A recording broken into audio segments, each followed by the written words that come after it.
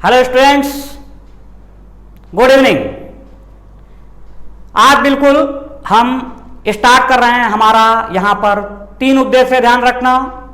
एक तो हमारा जो एसीए फ्रेंजर की क्लास चल रही है, एक वो मेन फोकस है। दूसरा, आने वाली जो मुख्य परीक्षा है, पीएससी मुख्य परीक्षा, और इसके अतिरिक्त प्रारंभिक परीक्षा, और साथ ही देश के जो विभिन्न प्रतियोगी परीक्षाएं होती हैं उसको टारगेट करके हम आज यहां पर पढ़ेंगे ट्राइबोलॉजी। ठीक है, हमारा आज का जो टॉपिक है वो टॉपिक क्या है, ध्यान रखना। ये टॉपिक है हमारा ट्राइबोलॉजी। ठीक है, ट्राइबोलॉजी मतलब ये ध्यान रखना, ये एसीएफ का जो सिलेबस है उसमें ट्राइबोलॉजी करके टॉपिक आपका दिया हुआ है। लेकिन यही टॉपिक हम लोग जो पीएससी मुख्य परीक्षा की तैयारी करते हैं या प्रारंभिक परीक्षा की तैयारी करते हैं तो हम मान करके चलते हैं, खास करके यदि मुख्य परीक्षा की हम बात करें तो मुख्य परीक्षा का बहुत बड़ा जो सिलेबस का पार्ट है उसको ये ट्राइबोलॉजी कंप्लीट करता है। मतलब इसमें ट्राइबोलॉजी मतलब मेन अपने को जो ट्राइब्स हैं या जो जनजातियां हैं या जो आदिवासी मानव समूह हैं उनके रीति रिवाज, परंपराओं आदि के बारे में अध्ययन करते हैं। प्रीवियस ईयर एग्जाम के क्वेश्चन पेपर को आप देखेंगे मुख्य परीक्षा, तो मान के चलिए कि ट्राइबोलॉजी या जनजाति अध्ययन से संबंधित लगभग आपको 50 से 75 नंबर तक के क्वेश्चंस अपने को दिखाई देते हैं। साथ ही ऑब्जेक्टिव की अपन बात करें तो देश के विभिन्न परीक्षाओं में भी ट्राइब से रिलेटेड 1 या 2 क्वेश्चन अपने को जरूर मिलता है। तो ध्यान रखना कि हमारा जो उद्देश्य है एसीए फ्रेंजर में तो आप मान के चलिए कि जो 178 पोस्ट है वो 178 में से पूरी की पूरी जो पोस्ट है वो जायसवाल क्लासेस के खाते में आएगी। ये बिल्कुल ध्यान में रखिए। और जो भी स्टूडेंट्स हमारे संपर्क में हैं अपने इस गुरु के द्वारा दिए गए कथन के सम्मान में जी तोड़ मेहनत करेंगे। आया समझ में? और हर कदम पे आपके गुरु आलोक जायसवाल आपके साथ कदम से कदम मिला करके सहयोग करेंगे। तो इसी उद्देश्य के साथ हम स्टार्ट कर रहे हैं यहां पर ट्राइबोलॉजी। इस ट्राइबोलॉजी में ध्यान रखना, मेन हम फोकस करेंगे जो ऑब्जेक्टिव पैटर्न के क्वेश्चंस हैं, क्या क्या प्रश्न यहां पर बन सकते हैं। हालांकि ध्यान रखना, इसके पहले जो टॉपिक हमने पढ़ा, टॉपिक हमारा क्या था, इथनोबॉटनी। इथनोबॉटनी भी यही था आपका कि वनों में निवास करने वाला जो आदिम समूह हैं या जिसको जनजाति के नाम से हम जानते हैं वो किस प्रकार से विभिन्न वनस्पति, औषधियों, खाद्य पदार्थों आदि का उपयोग करता है, ये पूरा हमने पढ़ा इथनोबॉटनी में। इसी से मिलता जुलता टॉपिक था हमारा एग्रो फॉरेस्ट्री वगैरह हमने देखा।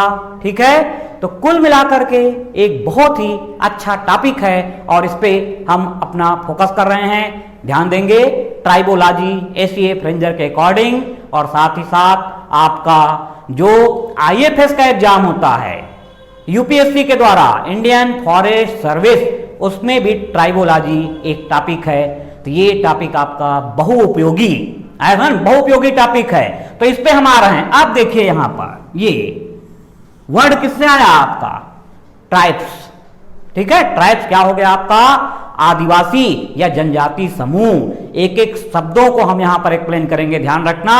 और ये आपको मालूम है लॉजी, बोलने से क्लियर हो जा रहा है आपका कि यहां पर अपने को ट्राइब्स या जो जनजाति समूह है, मानव समूह, उसका जंगल से क्या संबंध है, ये हमारा यहां पर मेन फोकस होगा।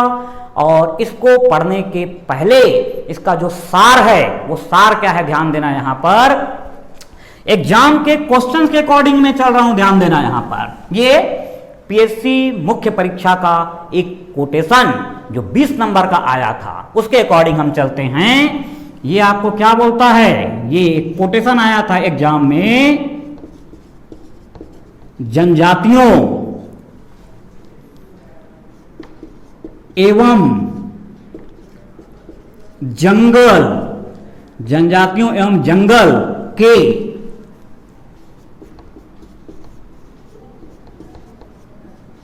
प्रतीकात्मक संबंधों, जनजातियों एवं जंगल के प्रतीकात्मक संबंधों की विवेचना कीजिए। आया समझ में? मतलब 99% ये क्वेश्चन है, एग्जैक्ट वही वर्ड यहां पे इस्तेमाल नहीं हुआ है। अब ये 20 नंबर का एग्जाम में प्रश्न आया था, आपका ध्यान देना, कि जनजातियों एवं जंगल के प्रतीकात्मक संबंधों की विवेचना कीजिए। मतलब ये क्या है आपका? Describe the relationship in between forest and tribes. मतलब इसी प्रश्न के उत्तर में ही हमारा जो पूरा ट्राइबोलॉजी टॉपिक है वो छिपा हुआ है। शब्दों को यहां पर ध्यान देंगे। ये देखिए जंगल, अभी हम जनजाति को डिफाइन करेंगे। हम डिफाइन करेंगे किसको? जनजाति को डिफाइन करेंगे कि जनजाति है क्या चीज। तो अपने को मिलेगा कि मानव का वह समूह जो दुर्गम पहाड़ी एवं वनों में निवास करता है तथा आधुनिक सभ्यता से कोसों दूर है, उसे हम आदिवासी या जनजाति के नाम से जानते हैं। आया पॉइंट समझ में? मतलब जब कभी भी आपको जनजाति क्या है या प्राचीन आदिम समूह क्या है, आदिवासी क्या है आपको बोला जाए, तो तुरंत आपके दिमाग में एक तस्वीर आती है जो कि दुर्गम पहाड़ी क्षेत्रों में निवास कर रहा है, वन क्षेत्र में निवास कर रहा है, आधुनिक सभ्यता से कोसों दूर है, सामाजिक, आर्थिक एवं शैक्षणिक समस्याओं से ग्रस्त है।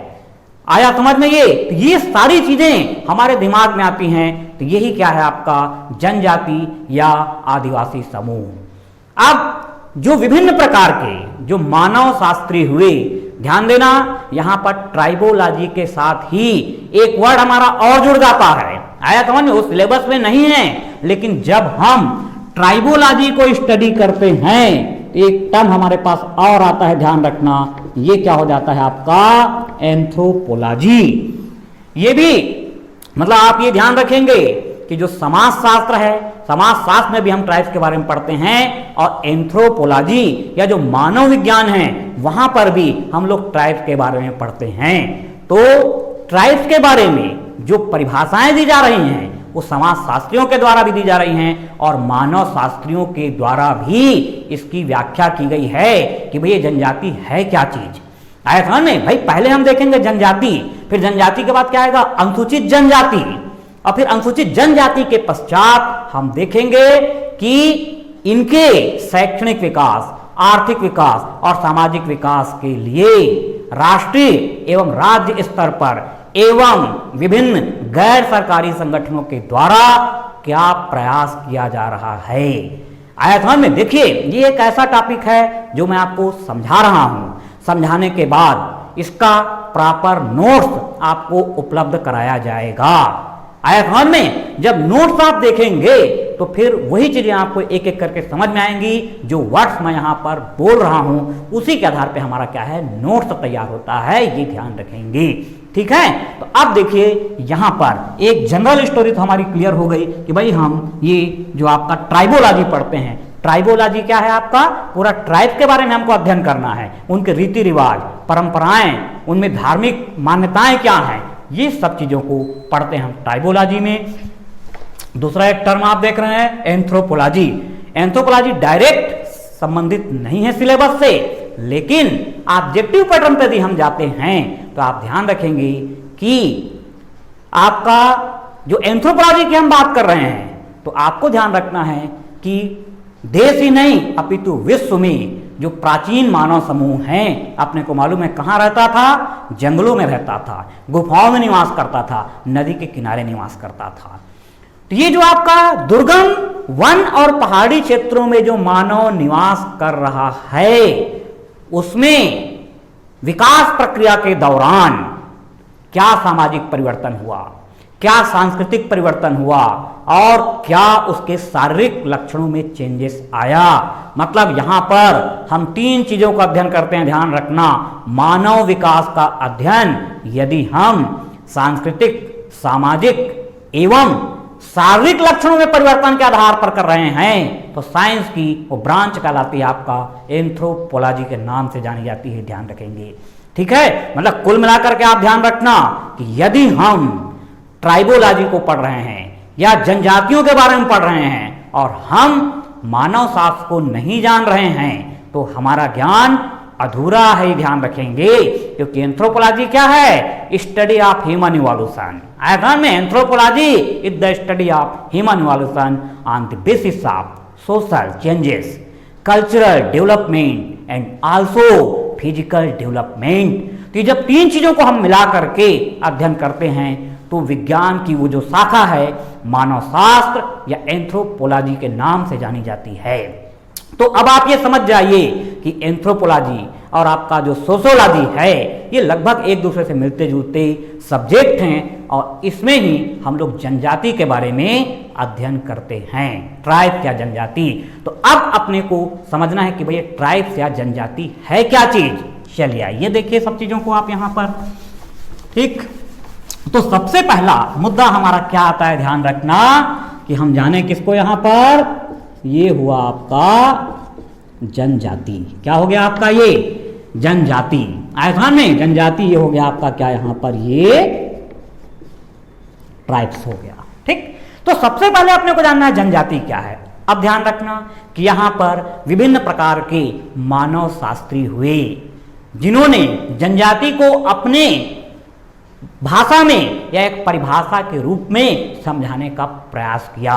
तो यहां पर जो मेन जो परिभाषित करने वाले हुए हैं मानव शास्त्री या समाज शास्त्री, ये कौन हुए आपका, रेमंड फर्थ, और आपका क्या यहां पर ये मजुमदार। आए समझ में, रेमंड फर्थ, मजुमदार, ये सब मानव शास्त्री हुए जो कि जनजाति को परिभाषित करने का प्रयास किए।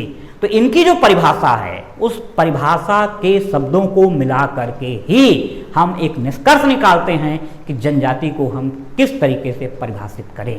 आया में देखिए, अब इनका क्या रहता है कि एक पारिभाषिक शब्दावली होती है। पारिभाषिक शब्दावली मतलब एज इट इज, अपन यहां पर तो ऐसा बोल नहीं सकते हैं, लेकिन फिर भी देखिए यदि अपन पढ़ते हैं मजुमदार के अनुसार जनजाति मानवीय श्रृंखला का वह समूह है जो एक निश्चित भौगोलिक क्षेत्र में निवास करता है, जिसकी एक विशिष्ट पहचान होती है, एक भाषा होती है, एक ही प्रकार की सांस्कृतिक परंपराओं एवं रीति रिवाज का पालन करते हैं तथा एक ही राजनीतिक संगठन के प्रति उत्तरदायी होते हैं।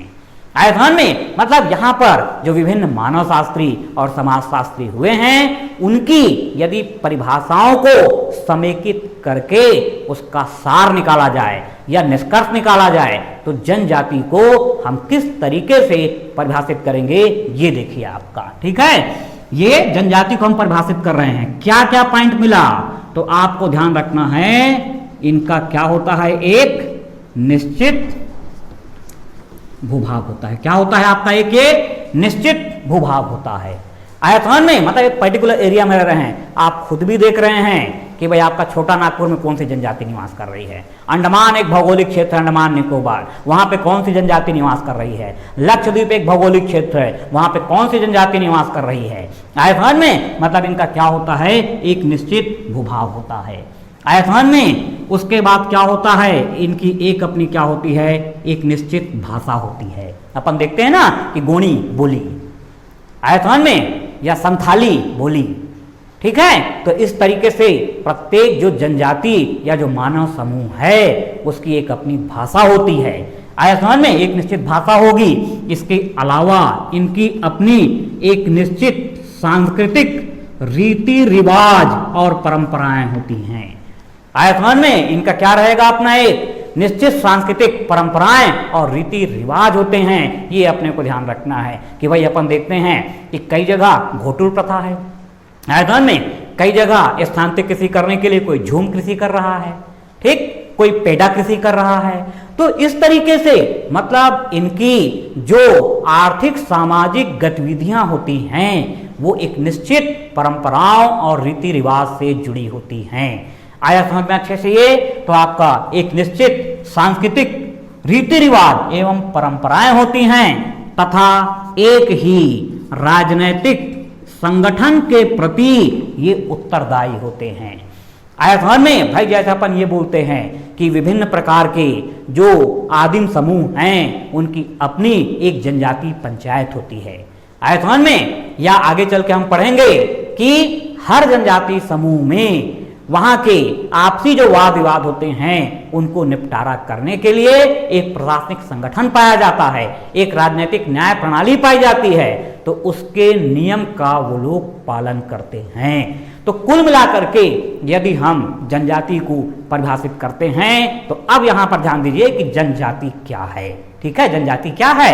दुर्गम भौगोलिक क्षेत्र में निवास करने वाला मानव समूह जिसकी अपनी एक रीति रिवाज और सांस्कृतिक परंपराएं होती हैं, एक निश्चित भूभाग होता है, एक भाषा होती है और गोत्र, और क्या होता है यहां पर ध्यान रखना है, इसका एक क्या होता है यहां पर एक गोत्र होता है और ये क्या करते हैं आपका अंतर्विवाही होते हैं। क्या होते हैं आपका ये अंतर्विवाही। अंतर्विवाही बोलने का मतलब क्या है कि ये समान गोत्र में वैवाहिक संबंधों की स्थापना नहीं करते हैं अपितु अलग अलग गोत्र के बीच में वैवाहिक संबंधों का निर्धारण होता है। तो ये हुआ जनजाति। तो मैं जहां तक समझता हूं कि जनजाति या ट्राइब्स क्या है, लगभग ये कॉन्सेप्ट आपका क्लियर हो जाता है। ठीक है, अब हम स्टोरी को आगे बढ़ाते हैं कि भाई ये जो आदिम समूह है, समझ में आया, तो ये अनुसूचित शब्द में कैसे काउंटिंग हुआ। अभी हमने देखा क्या जनजाति क्या है और अब हम देखेंगे अनुसूचित जनजाति क्या है, ये अपने को समझना है यहां पर। तो अब स्टोरी हमारी बढ़ती है यहां से आगे। हम जनजाति क्या है इसको समझ चुके हैं, अब अपने को देखना है क्या यहां पर अनुसूचित जनजाति। अनुसूचित जनजाति मतलब शेड्यूल ट्राइब। ठीक है, तो अब यहां पर स्टोरी हमारी आ गई कहां पर, ध्यान रखेंगे, ये हो गया आपका अनुसूचित जनजाति। क्या हो गया आपका अनुसूचित जनजाति, या इसको अपन क्या बोल देंगे यहां पर ध्यान रखना, ये हो गया शेड्यूल ट्राइब। हो गया क्लियर? ये क्या हो गया आपका शेड्यूल ट्राइब हो गया। आया समझ, अनुसूचित जनजाति हो गया। ठीक, अब यहां पर ये स्टोरी हमारी बढ़ रही आगे। तो सबसे पहले हमारे पास क्या होता है, ये हम आते हैं 1931 की जनगणना में आते हैं। ये ध्यान देना कि अंग्रेजों के समय में भी बहुत सारे सकारात्मक कार्य हमारे देश में हुए हैं। ठीक है, मतलब ये तो मान के चले कि भाई कोई भी प्रशासनिक व्यवस्था होती है तो सकारात्मक नकारात्मक होता है। तो अंग्रेजों के समय में नकारात्मक बहुत ज्यादा था, लेकिन हम ये नहीं बोल सकते कि कुछ सकारात्मक तथ्य नहीं थे, कुछ सकारात्मक तथ्य भी थे, जो कि क्योंकि कहीं पे भी प्रशासन आपको संचालन करना है तो प्रशासन को संचालित करने के लिए समाज में एक स्थिरता होना चाहिए। तो समाज में स्थिरता लाने के लिए जो मानव समूह हैं, जब तक उसकी आर्थिक सामाजिक कल्याण की बात नहीं होगी तब तक का वहां पर स्थिरता संभव नहीं है।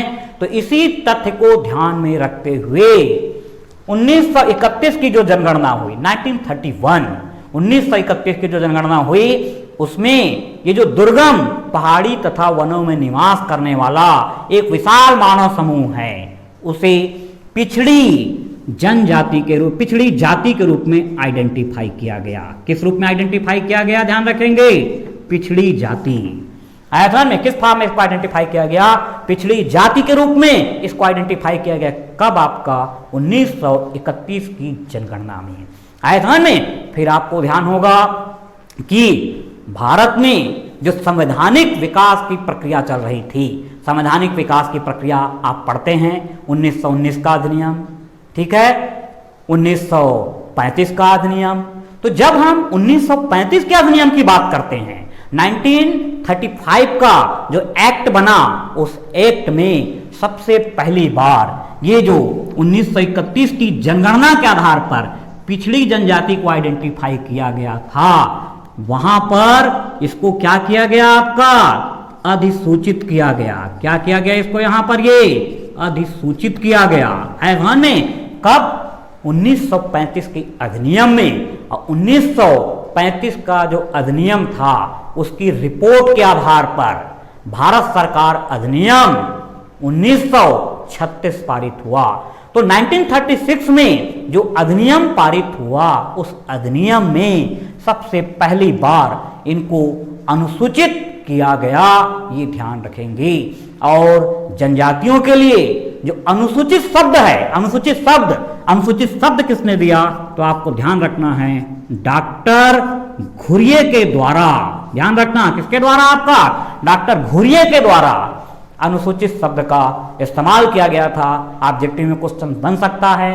तो ये तो स्टोरी हुई हमारी किसका, कि जनजाति क्या चीज है, आयतन में अनुसूचित जनजाति क्या चीज है।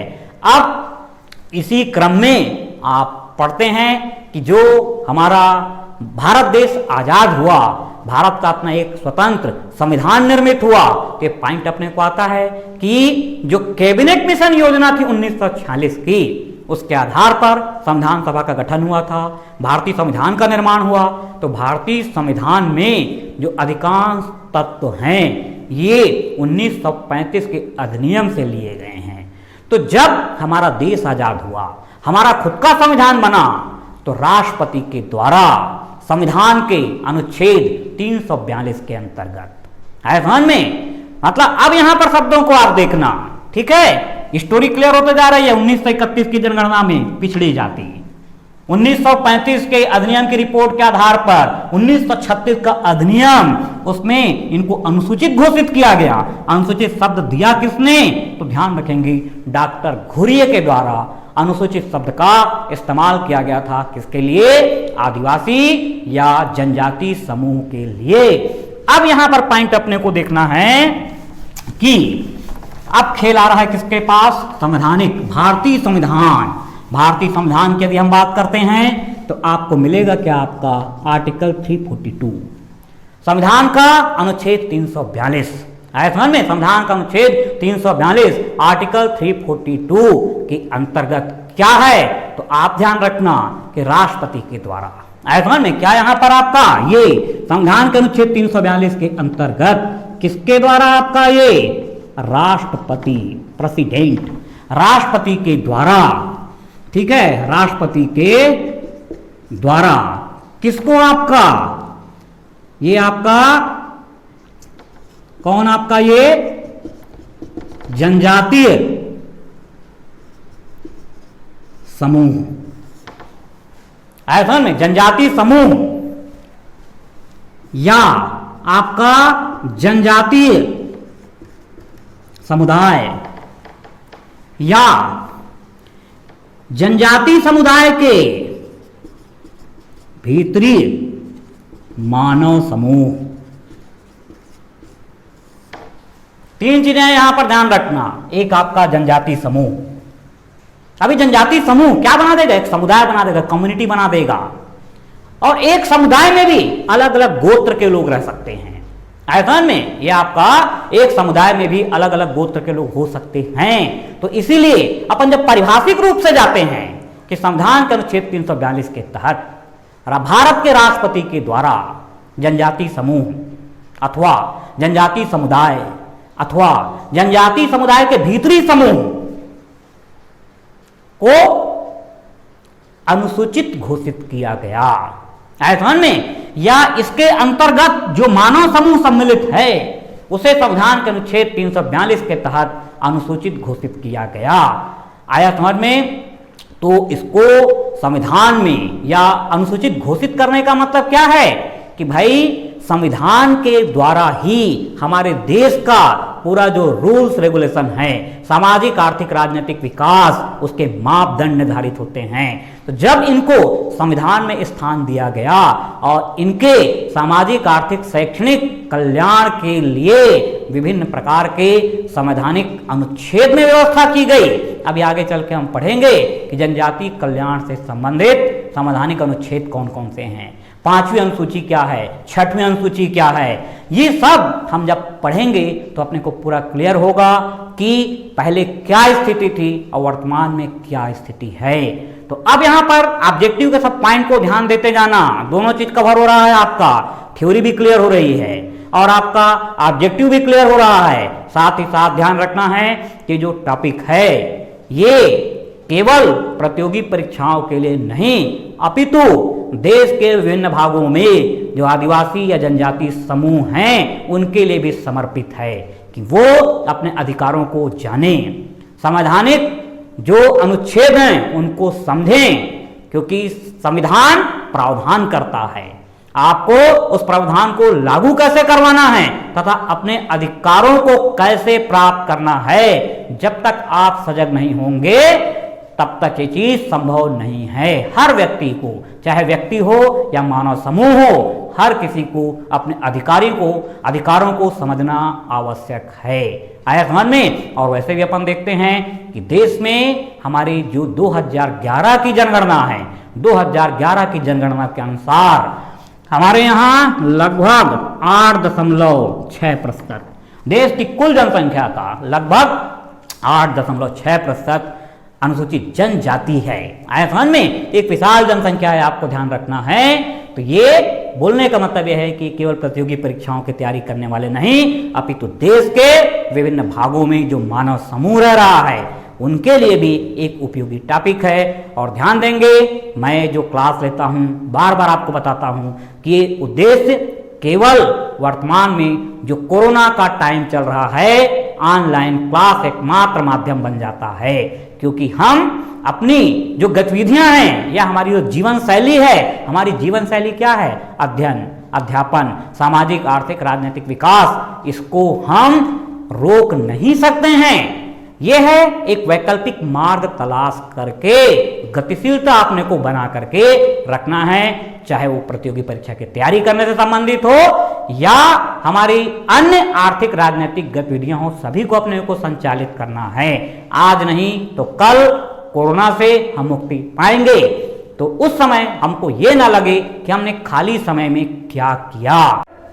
चलिए आप देखिए, तो मेरे ख्याल से आपको समझ में आ रहा होगा कि ये ट्राइबोलॉजी क्या है। ठीक है, देखो बीच बीच में बहुत सारी चीजें हमको एक्सप्लेन करना पड़ता है, ठीक, कि किसी को किसी प्रकार से गलत फहमी ना हो या हमारे द्वारा बोले गए किसी पॉइंट के आधार पर वो हमारे लिए कुछ नकारात्मक कॉन्सेप्ट ना ला पाए।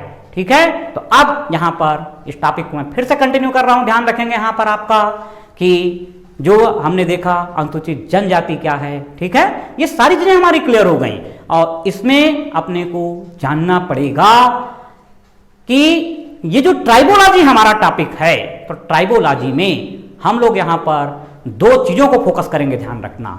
एक तो पूरा संवैधानिक प्रावधान कि कौन कौन से आर्टिकल हैं जो जनजाति कल्याण से संबंधित हैं, संविधान की 5वीं अनुसूची क्या है, 6वीं अनुसूची क्या है, इसके अतिरिक्त UNDP, United Nation Development Programme, आयतन में यूएनओ की एक एजेंसी है, उसके द्वारा जनजातियों के जो वन अधिकार हैं उसकी जो बात की गई है, यह प्रारूप उसका प्रस्तुत किया गया है, उसको अपने को अध्ययन करना पड़ेगा। जनजाति लोगों का मतलब जो एक्ट है FRA, फॉरेस्ट राइट एक्ट, मतलब जनजातियों का वन पे क्या अधिकार है आयतन में। तो ये सारे तथ्यों को एक एक करके हम अध्ययन करते जाएंगे। तो अभी आप ध्यान रखेंगे ऑब्जेक्टिव के लिए आपका जो पॉइंट बना, ठीक है, कि अनुसूचित जनजाति शब्द का प्रयोग किसने किया, डॉक्टर घुरिये ने किया। 1931 की जनगणना में जनजाति को किस रूप में आइडेंटिफाई किया गया, पिछड़ी जनजाति के रूप में इसको आइडेंटिफाई किया गया।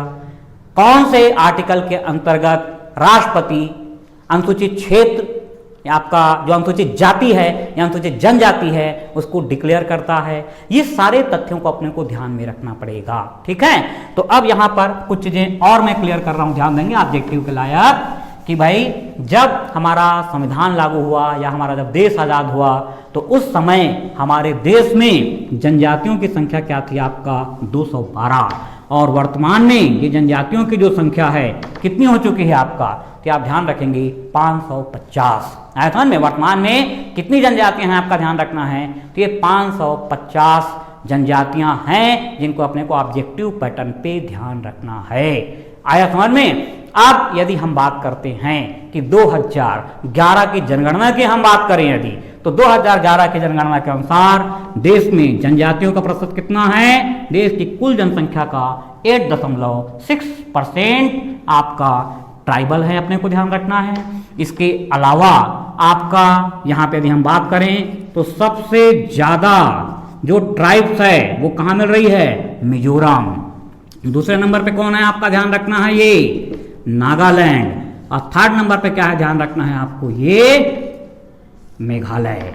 आया समझ में? मतलब यहां पर आप देखेंगे मिजोरम में तो कुल जनसंख्या का 94% पार्ट से भी अधिक जो भाग है वो क्या है आपका, ट्राइब्स है या अनुसूचित जनजाति के अंतर्गत सम्मिलित है। ये तो परसेंटेज में हुआ, लेकिन वही यदि हम बात करते हैं संख्या की, यदि अपन बात करें तो संख्या की यदि अपन बात करते हैं तो आप ध्यान रखेंगे कि इनकी जो सर्वाधिक जनसंख्या है वो मध्य प्रदेश में है और सेकंड नंबर पे क्या है आपका, ये महाराष्ट्र है। इतना अपने को ध्यान रखना है। हुआ अच्छे से क्लियर पूरा कॉन्सेप्ट आपका? ठीक। इसके अतिरिक्त अपने को जानना है कि भारत में जो सबसे बड़ा जनजाति समूह है वो कौन सा है। बचपन से पढ़ते आ रहे हैं कि गौड़ जनसंख्या, गौड़ जनजाति जो है ये हमारे देश की सबसे बड़ी जनजाति है। उसी तरीके से जो सबसे छोटी जनजाति है वो क्या है, ग्रेट अंडमानी। ग्रेट अंडमानी मतलब अंडमान निकोबार में जो ट्राइब्स पाई जा रही है, ग्रेट अंडमानी के नाम से उसको जानते हैं। तो सबसे छोटा आदिवासी या जनजाति समूह है। तो ये छोटे छोटे पॉइंट्स है जिनको अपने को ध्यान रखना है। इसके अतिरिक्त ये तो सब ध्यान रखेंगे। यही है ना आपका ट्राइबोलॉजी। ट्राइबोलॉजी कुछ और नहीं है, ठीक है। ट्राइबोलॉजी यही है आपका कि पूरा ट्राइब्स के बारे में अपने को बहुत अच्छे तरीके से अध्ययन करना है, ये ध्यान रखेंगे। और इसी में कंटिन्यू मैं कर रहा हूं आपका, ठीक। तो इसमें जो अगला टॉपिक हम लेना चाहते हैं वो क्या रहेगा आपका, कि जो जनजाति हैं इस जनजातियों के संवैधानिक प्रावधान, ठीक है, या कॉन्स्टिट्यूशन में इनके सामाजिक, आर्थिक और शैक्षणिक विकास के लिए क्या प्रावधान किए गए हैं, शेड्यूल 5 और शेड्यूल 6 के प्रावधान क्या हैं, तो ये हम लोग करेंगे नेक्स्ट क्लास में।